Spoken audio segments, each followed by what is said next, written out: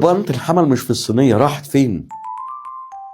واحد من كهنة الجمال بيصلي القداس، اختار الحمل، حط الحمل في الصينية، وبعد ما صلى صلاة الصلح كالعادة بيرفع البروسفرين من على المذبح. أبونا اتفاجئ، لقى القربانة مش موجودة. أبونا شاف المنظر دوت ما صدقش نفسه واتخض جدا وابتدى يبكي. وقف القداس وبص للشعب قال لهم: يا جماعة، قربانة الحمل مش موجودة في الصينية، أول مرة تحصل، دي يا خطيتي يا خطيتكم. وابتدى أبونا يبكي بشدة من اللي حصل. ربنا ما سابوش كده وظهر له ملاك قال له: ما تقلقش يا أبونا، لا خطيتك ولا خطية الشعب، لكن انت تجرأ بديت القداس في بطرك موجود. قال له: فين البطرك ده؟ قال: واقف في اخر الكنيسه. رجع اخر الكنيسه يدور مين اللي واقف، لقى البابا ساويرس الانطاكي موجود في الكنيسه. بابا ساويرس الانطاكي كان البطرك بتاع انطاكيا، كان مضطهد بسبب ايمانه المستقيم، وهرب من سوريا وجه على مصر، وقعد في مصر اكتر من 20 سنه، وكان بيتنقل من مكان لمكان، وكان انسان متضع جدا. كان بيتنقل في زي راهب بسيط، يتنقل من دير لدير ومن كنيسه لكنيسه. كان لما يحب يحضر القداس كان يقف ورا وسط الشعب. وربنا حب يبين كرامه هذا البطرك القديس الهربان من اجل الايمان المستقيم، فسمح ان الحمل يختفي ويعرف عند الناس هذا الانسان العظيم البطل من ابطال الايمان في الكنيسه.